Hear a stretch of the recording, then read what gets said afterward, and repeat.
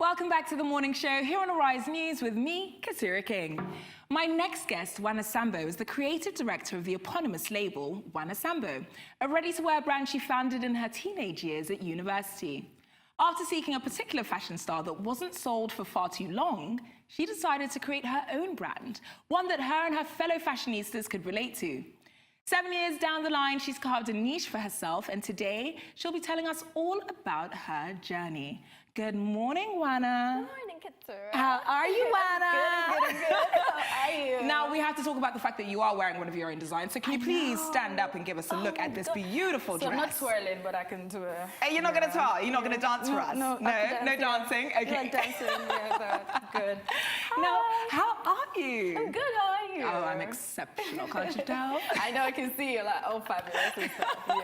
Speaking of fabulosity, you have created this brand, this fabulous fashion brand that has been in existence for the last 7 years. Thank you. In our wonderful country, Nigeria. Girl, how'd you do it? Because you're one of the most famous fashion designers. Amen. Amen to that. Honestly, all I did was just focus. Yeah. Like, I deliberately did my best to not be controlled by what people thought and how people wanted my brand to be like. Yeah. I just focused on what I wanted to do, and I just kept going forward with it. Oh, wow. And it's 7 years in December since the official first exhibition. Okay. But it's been longer than that. Yeah, from because you actually started it when you were a teenager. Yeah, from university. She's But telling us that she's not in her 20s, no, guys. No, I'm not. I'll probably say how old I am if you want to know. But yeah, yes, that. Yes. And it's been, I mean, Nigeria, we know how Nigeria is, but it's been an amazing journey because I've learned so much.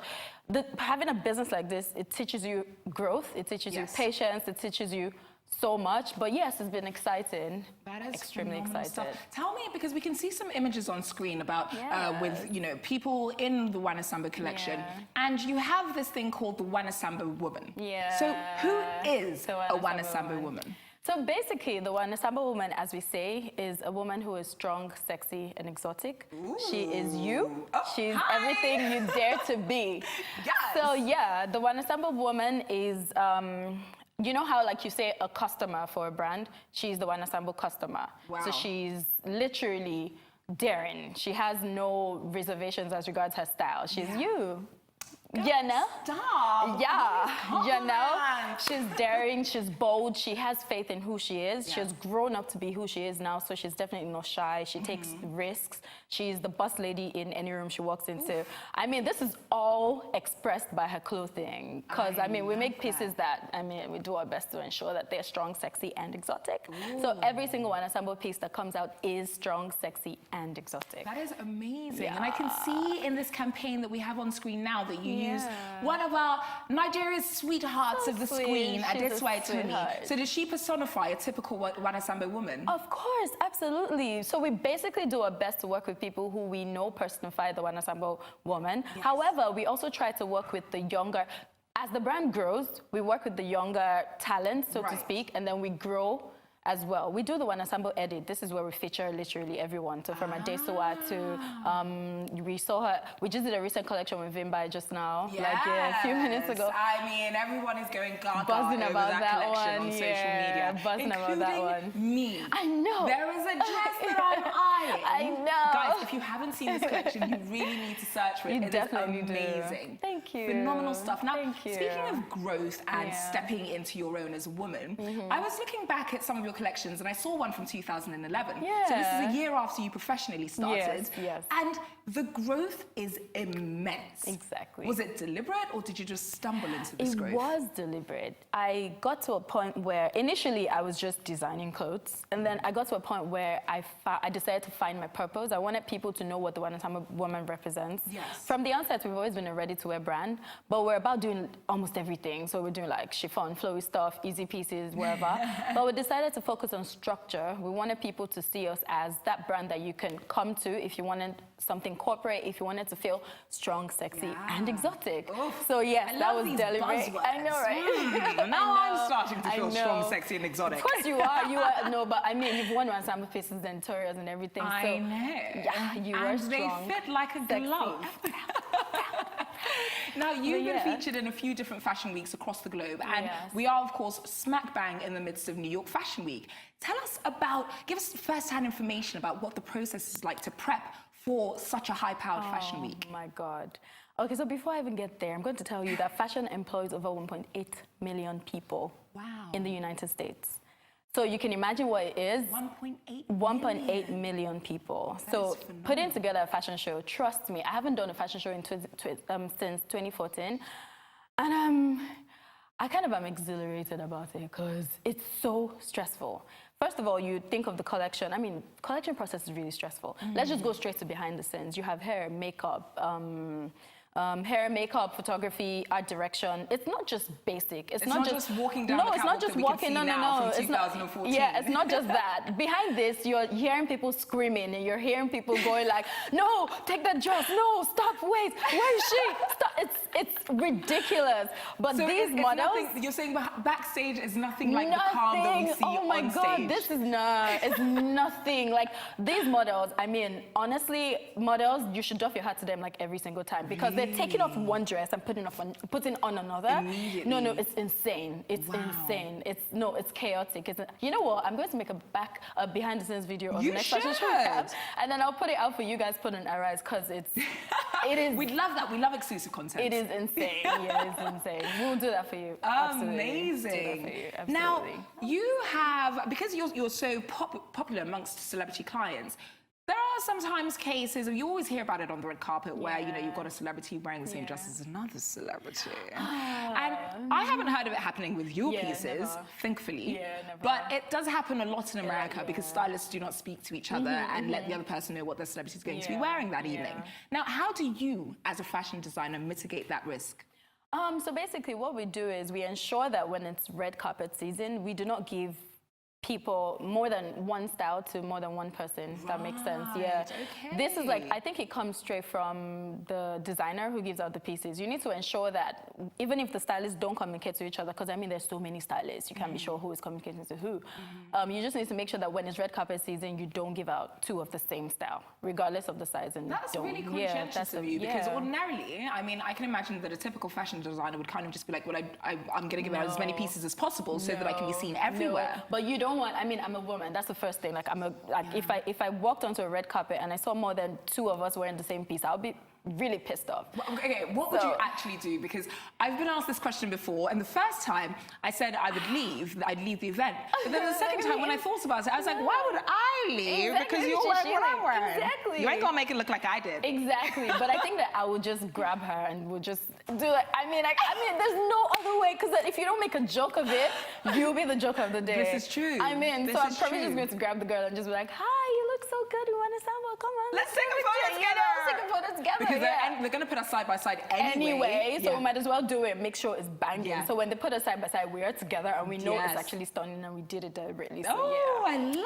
I'll do that. Absolutely. Tips and tricks. Now I know what to do. Yeah, of course, do that. But no, leave instead. Oh, I should just leave? Yeah, just leave. Now, we just spoke about your recent collection that you debuted last week with Vimbai Mutanhiri featuring as the Wana Sambo woman. We had her on last week as well. She didn't tell us she was shooting for ya.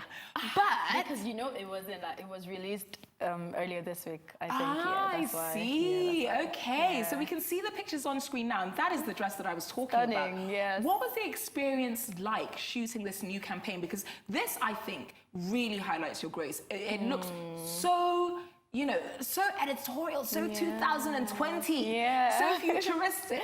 How did you come up with the concept? Okay, so basically, this is, I mean, I'm so honored because I art direction by me personally. Ooh, yes, really? This was us showing see campaign shots like this. Exactly. This was us highlighting the Wana Sambo woman, strong, sexy, and toxic. She's you. She's anything you dare to be. Yeah. So I mean, you could never imagine this. So we decided to put this on. So that way, when you see it, you're like, oh wow. But however, this entire campaign was created with the knowledge of how they're like so many designers now all over Lagos, and we just wanted to ensure that we still are telling a story. Right. And we wanted people to see that we do certain, like there's certain detailing in that particular, the first dress that was put on. We do the knot sleeves. We also do triangular peplums. So we wanted people to see that and know that there's something my friends say to me, that like, every time I see a Wana Sambo campaign, it's obvious who it is. You can tell, Because you have certain things that it's just yours, like the pleating on the dress that you're wearing today. Exactly. I know that for a fact because I wore a dress like this on one of the covers that I did. And then you've got, like you said, the sleeves, the bow ties.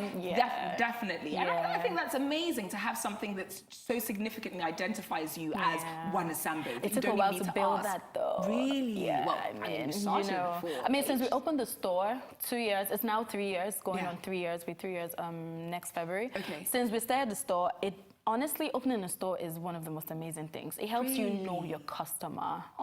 It helps you understand who the Wana Sambo woman is, because you meet people and they tell you, oh, this is what I want, this is what I like your pieces, but could you switch it to this? Can you try? So it's beautiful. So they're effectively like your real life focus group. Literally. Then you don't even have to pay for. That's the best part. And then they pay you. Amazing. Yeah, it is amazing. Pay me to give me advice? Girl, wow. Yeah. How do I sign up for that job? Come to me, I'll tell you. And then I want your job as well, you know, because we can't switch. I mean, I probably should have said we can, but we can't switch because I love my job. I love your job. Now, speaking of your shop, a lot of people, you know, the average Nigerian might typically complain about the price point of Nigerian fashion and Nigerian fashion designers' pieces. And I think that is one of the reasons why a collection or a fashion designer, or rather a fashion house like Maju has been so successful, because they are affordable. Yes. What would you say your price point is? Okay, first of all, we always say that value is relative.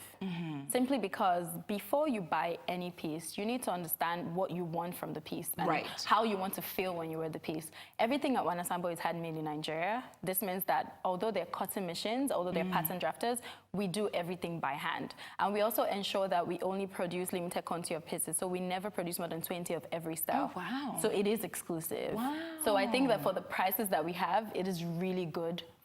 It's good value for your money. However, we don't encourage you to buy, except you're exceptionally wealthy. You can buy so much, but these are pieces that you pick up when you want to feel strong, sexy, and so it's not necessarily everyday No, wear. It's not necessarily everyday wear. I'm a glamazon. Yes, today I'm going to a board meeting and I'm about to slay. I'm wearing Wana Sambo. Because literally, when you put on a Wana Sambo piece, you have that emotion. Oof. Guaranteed you have it. Okay, I'm coming to your store right after this show. Of course, of course.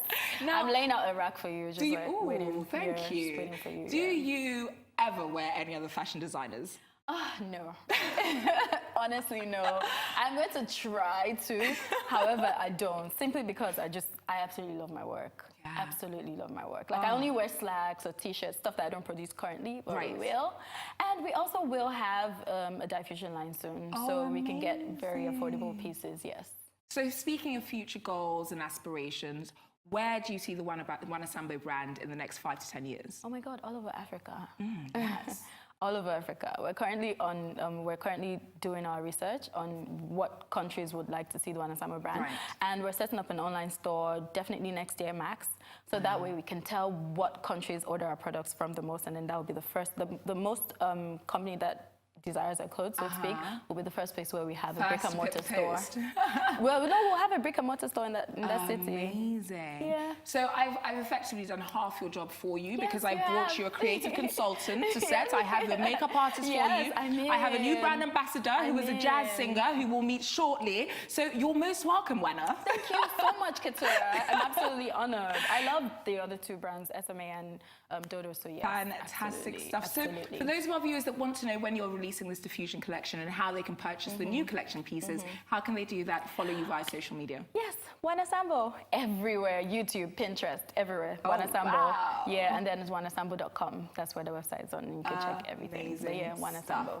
Thank you so much, Wana. I'm looking forward to talking fashion and trends with you, because I'm sure you'll have a lot to say. Too much, too much. But it is time now for a short break on the morning show, so stay tuned, because when we return, I'll be speaking with the jazziest singer you'll ever have the pleasure of meeting. What a way to end the week. Don't go away.